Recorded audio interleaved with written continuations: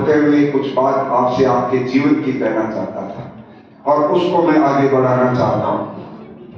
देखिए, हम लोग प्राय सब सारा जो सुनते हैं, ये सारा का सारा इस मनुष्य जीवन को किस प्रकार से हम उस दिशा में लेके चले, जिस दिशा में जाने से हमारे जीवन का उद्देश्य पूरा हो जाए, ये इसके अंदर मुख्य भावना होती है। वेद का एक मंत्र है, कल मैंने प्रारंभ की थी वैदिक मान्यताएं, और उसमें कर्मफल और पुनर्जन्म पर बात रुक गई थी। तो मैं उस कर्मफल की बात को थोड़ा सा और आपके सामने थोड़ा विस्तार से कहना चाहता हूं, ताकि आज हमारे इस सत्संग में बैठे कुछ वो भाई जो कर्मफल के इस थ्योरी को बहुत अधिक गहराई से नहीं जान पाते, वो समझें और अपने जीवन का रूपांतरण कल प्रातः काल से प्रारंभ करें। मैंने देखा है इस व्याख्यान के बाद बहुत सारे लोग बाद में फोन करके कहते पूछते हैं कि जब से आपने ये कर्मफल का सिस्टम ओपन किया, उसके बाद से हमने अपनी पूरी दिनचर्या, अपना व्यवहार, अपने कार्य बदल दिए और हम पूरी सावधानी से अपने जीवन को अच्छाई की तरफ ही लेके चल रहे हैं। जब मन में कभी भी गलत विचार आता है, हम सावधान हो जाते हैं कि जो बताया गया था, इसका मतलब ये भी अगर एक काम और जुड़ गया तो मेरे जो अच्छे कर्मों की जो लंबी लिस्ट है वो कम होती जाएगी और मैं मनुष्य जीवन से हाथ धो बैठूंगा। वेद का एक मंत्र है जो यजुर्वेद के 40वें अध्याय में दूसरा मंत्र है, कुर्वन्ने वेह कर्माणि जिदि विशेषतम समा एवं त्वयि न थे दोस्तु न कर्म लिप्यते न। ये कहते हैं कि मनुष्य को परमात्मा ने निर्देश दिया है कि कुर्वन्ने वेह कर्माणि, कर्म करते हुए जीवन के अंदर 100 वर्ष तक जीने की जिजीविषा बनाई। 100 वर्ष तक जीना है, ये संकल्प कीजिए। अब 100 वर्ष तक जीने के लिए आपको क्या करना पड़ेगा? सामान्य रूप से 3 बातें तो जरूरी है, और वो क्या है? सबसे पहले नियमित दिनचर्या।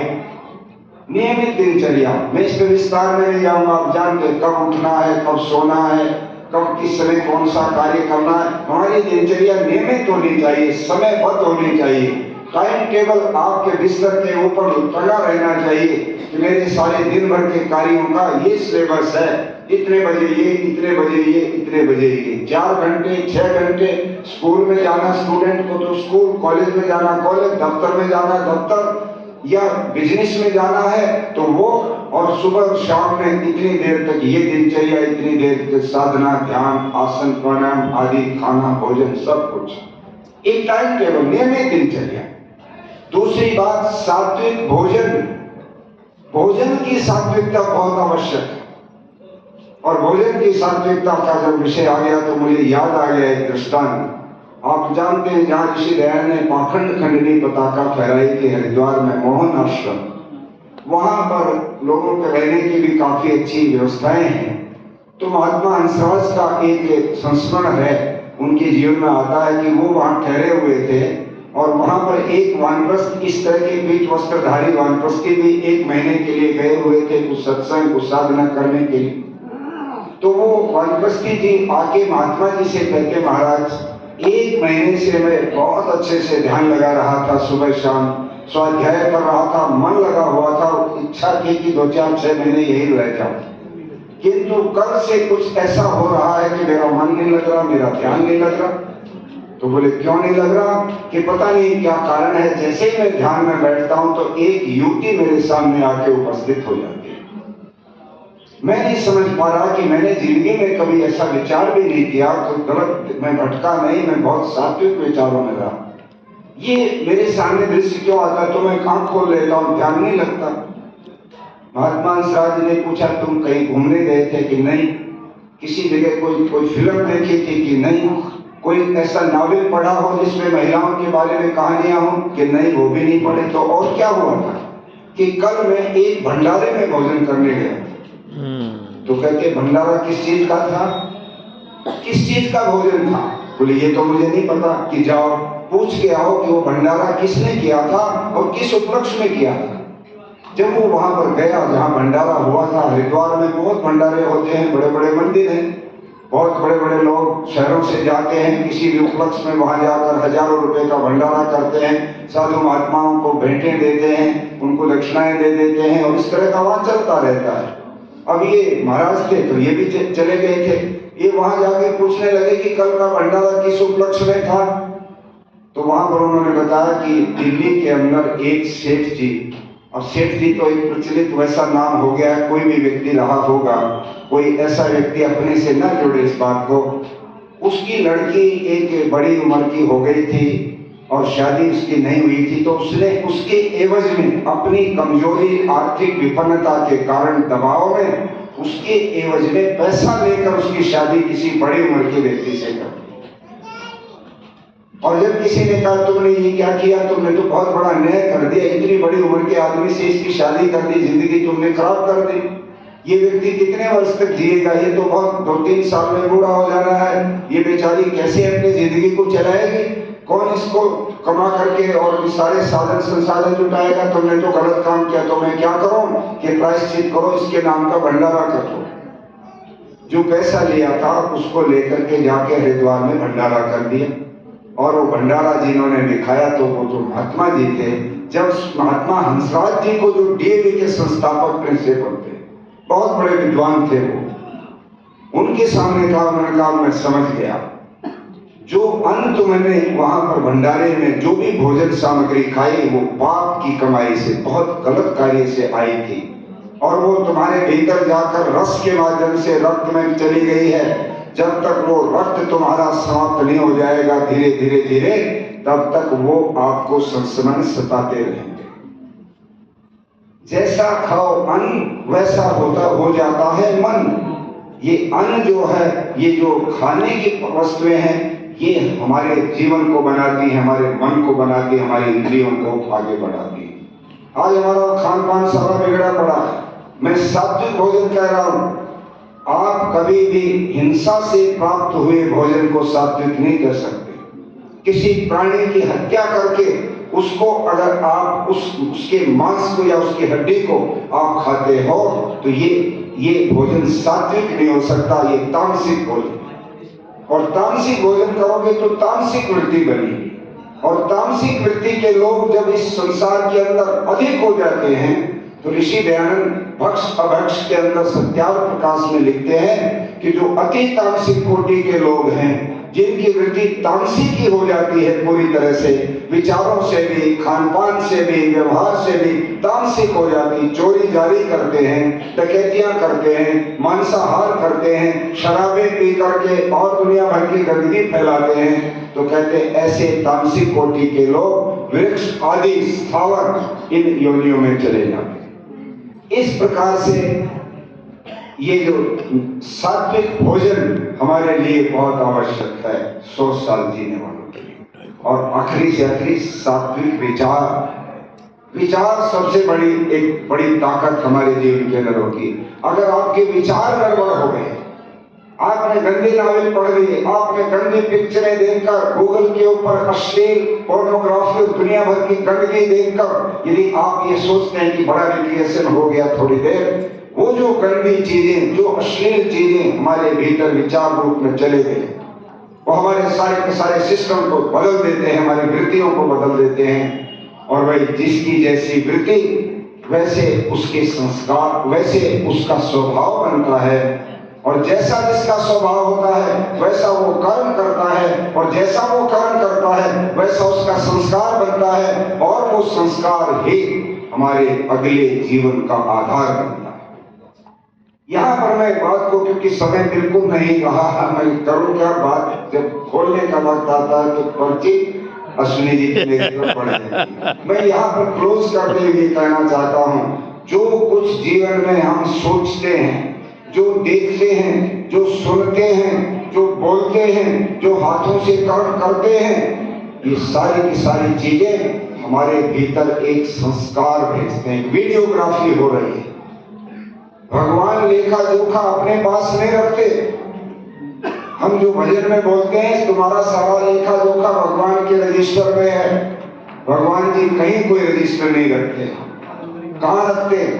कहाँ है उनका इन सारे लेखा जोखे का रिकॉर्ड? चित्त में, हमारे भीतर। एक पुर्जा लगा रखा है। आपके घर में बिजली वालों ने मीटर लगा, पानी वालों ने मीटर लगा रखा है। जितना पानी प्रयोग करो मीटर की रीडिंग आएगी, बिल आ जाएगा। जितनी बिजली प्रयोग करो रीडिंग आएगी, बिल आ जाएगा। जो कुछ आप करोगे आपके भीतर भी एक ऐसा ऊर्जा है जो जीवन की सारी जितनी मेमोरी, जितने कर्म के संस्कार हैं उसके भीतर आते हैं। उसका नाम है चित्त। ये मेरा टेलीफोन है, इसमें एक पार्ट है चित्त। कंप्यूटर बनाने वाले ने भगवान के द्वारा बनाए गए कंप्यूटर से मदद ली थी। उसने देखा भगवान अपना सारा रिकॉर्ड कैसे जमा करता है, कहाँ करता है, वो कहाँ रखा हुआ है, कौन सी ट्रेजरी है जहां पर वो जमा कर रखा है। वो प्रत्येक जीवात्मा के भीतर जो सूक्ष्म शरीर होता है, 3 प्रकार के शरीर होते हैं। ये जो स्थूल शरीर जो दिख रहा है, जब जीवात्मा शरीर छोड़ता है तो इसको तो हम कंधों पर ले जा करके चिता में जला देते हैं। बहुत सारे लोग पानी में डाल देते हैं, बहुत सारे जमीन में दबाते हैं, बहुत सारे लोग खुले में आकाश में छत पर डाल देते हैं। विदेशों में, यूरोप में ये भी प्रथा है। परंतु एक आश्चर्य की बात है कि हिंदू सारे काम करता है। मुसलमान ईसाई दबाते हैं, जलाते नहीं, हवा में नहीं डालते, पानी में नहीं डालते। पारसी लोग हवा में डालते हैं या सूखे कुएं में डालते हैं, किंतु हिंदू जमीन में भी दबाता है, पानी में भी डालता है, हवा में भी जलाता है। तीनों जगह हम बिगाड़ने लग रहे हैं। एक जगह तो तय कर लो।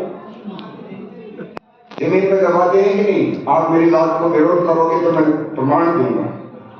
नाथ संप्रदाय के जितने भी संत होते हैं, गड्ढा खोदकर उनको ऐसे आलती पालती में बिठाया जाता है और उसके ऊपर फिर मिट्टी चढ़ाई जाती है। मैंने खुद एक संत, बहुत बड़े संत थे, महंत श्रेयो नाम, उनकी उसके ऊपर मैंने खुद 4 तसले लेके मैंने मिट्टी चढ़ाई, क्योंकि उनसे हमारा परिचय था। जब उनका देहावसान हुआ तो मिट्टी डाली। इंदिरा जी की गुरु होती थी आनंदमयी माँ, जब उसका देहांत हुआ तो हरिद्वार में इंदिरा जी हेलीकॉप्टर हवाई जहाज से गई थी और उसकी अंत्येष्टि गंगा जी में डुबोकर हुई, पत्थर बांध करके उस लाश को। इस तरह से हम लोग, छोटा बच्चा मर जाए तो जमीन पर हम दबाते हैं। परंतु यहाँ पर मेरा ये विषय नहीं, मैंने जान के इसलिए कहा हम इस बारे में भी सोचे कि एक विधि बनाए जलाने वाली, परंतु वो भी ऋषि दयानंद के अनुसार। सारे लोग हम बुद्धिमान यहाँ बैठे हैं। आप देखिए कितना पोल्यूशन बढ़ रहा है। और मुर्दे को जलाते समय हम क्या करते हैं, एक पाव घी लगा के उसके मुंह को लगा देते हैं, जबकि खाएगा थोड़ा तो जा चुका, इसमें खाने वाली चीज तो निकल गई।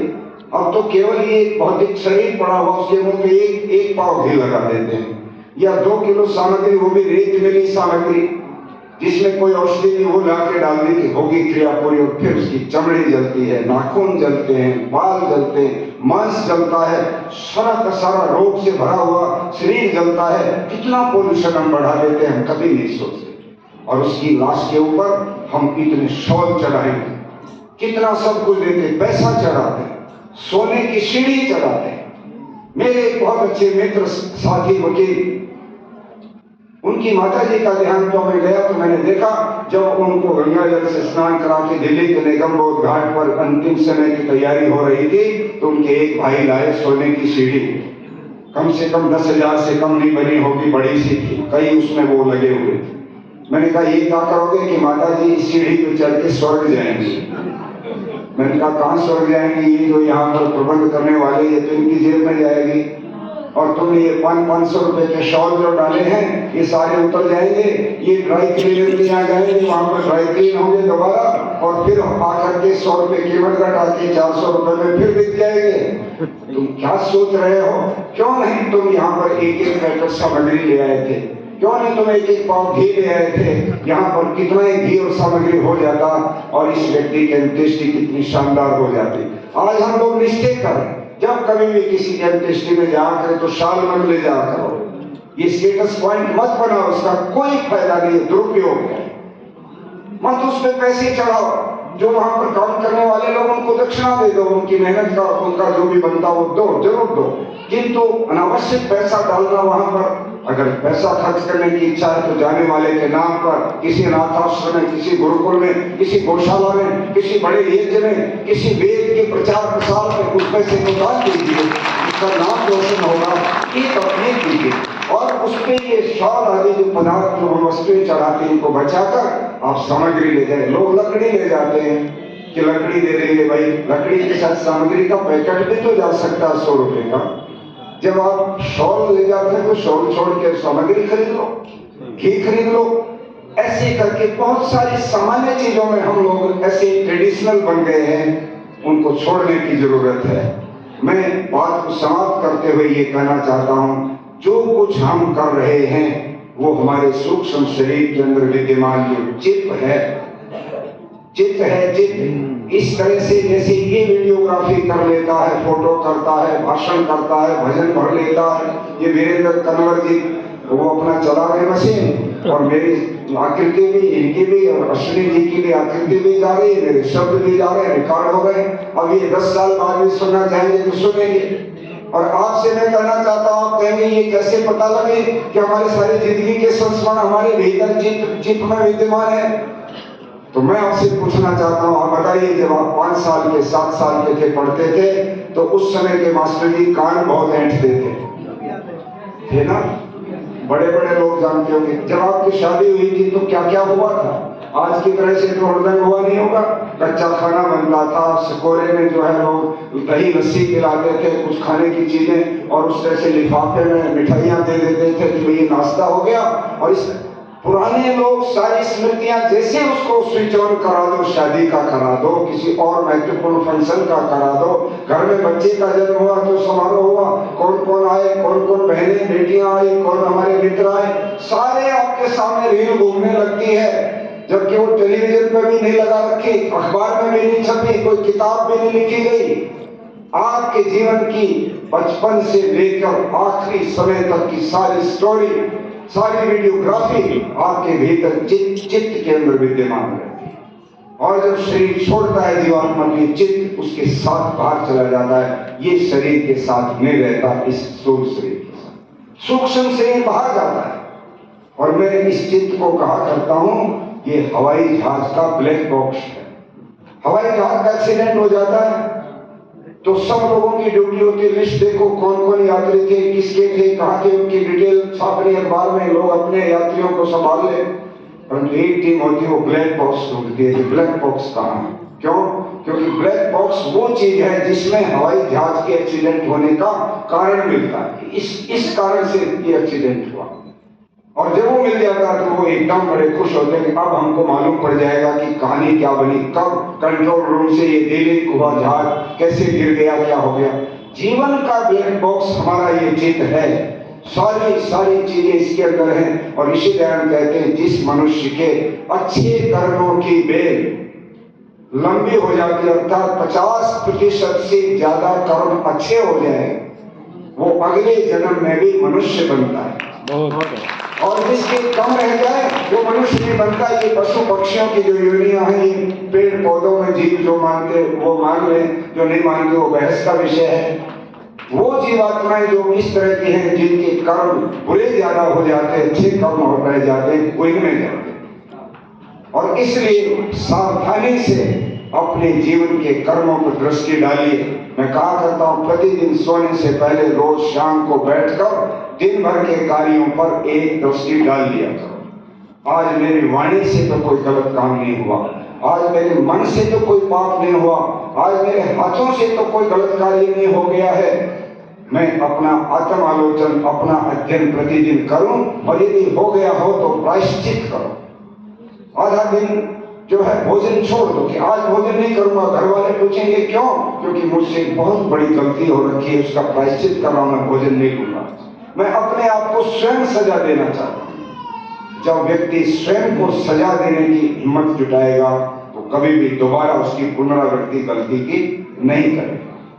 ये स्वभाव बनाइए और इस तरह से अपने आप को बुराइयों से बचाते बचाते आप आगे बढ़ते जाओगे।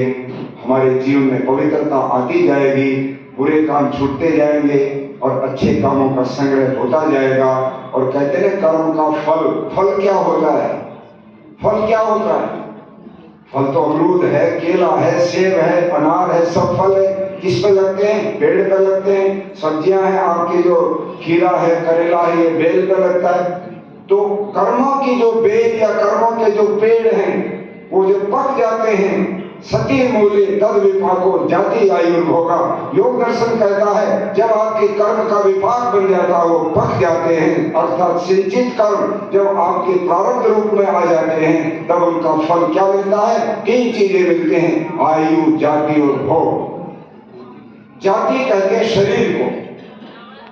आपके कर्मों के अनुसार कौन सा शरीर मिला, फल उसको कहेंगे। फल ये लगा कर्मों की बेल पर कि मुझे शरीर क्या मिला।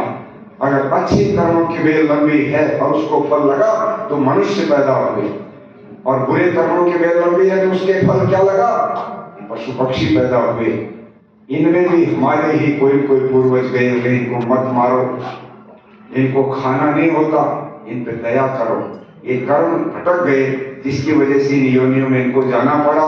जब इनके भोग पूरे हो जाएंगे तो ये लौट के फिर मनुष्य के चोले में इनको भी आना है। ये विषय सर्कल है, ये घूमता रहता है कर्मों का, ये देखा जोखा वही आत्माएं। आप कहेंगे दुनिया में मनुष्य थोड़े क्यों हैं, ये इतने ज्यादा हैं। अभी से आप अनुमान लगा लो कि वर्तमान में क्या हालत है। जो लोग इतने गलत रास्ते पे चले गए हैं कि वो अपने व्यवहार में इतने पतित हो गए हैं कि नर पिशाच की भी संज्ञा उनको दे तो कम शब्द है। नर पिशाच वो मनुष्य कैसे बनेंगे? मनुष्य तो बनेंगे वो जिनके कर्म अच्छे होते हैं, वो थोड़े ही होंगे। इसलिए आज भी यदि धरती के ऊपर मूल्यांकन करें, मेरा अपना मूल्यांकन, कुलश्रेष्ठ जी बहुत बड़े विद्वान हैं, मैं सिद्धांत की तो गारंटी नहीं लेता, पर मेरा आकलन है कि जो व्यक्ति ऐसे सत्संग में सुनने के बाद अपने कर्मों को सुधारने का प्रयत्न करने लगता है और करते करते करते करते कोई गलती भी नहीं करता, वो 49% पर पहुंच गया। 49% अंक तो प्राप्त कर लिए उसने अच्छे, किंतु 51 बुरे रह गए। अब 1% और चाहिए तब बात बने। तो ऐसे पुरुषार्थी को जो ऐसे बातों से प्रभावित होकर जीवन के उस वातावरण को बदलता है, ईश्वर भीतर बैठा उसकी इस मानसिकता को देख रहा है, वो जानता है कि इसने बड़ी पवित्रता से अपने आप को बदलना शुरू किया था और ये बेचारा 1 नंबर से रह गया।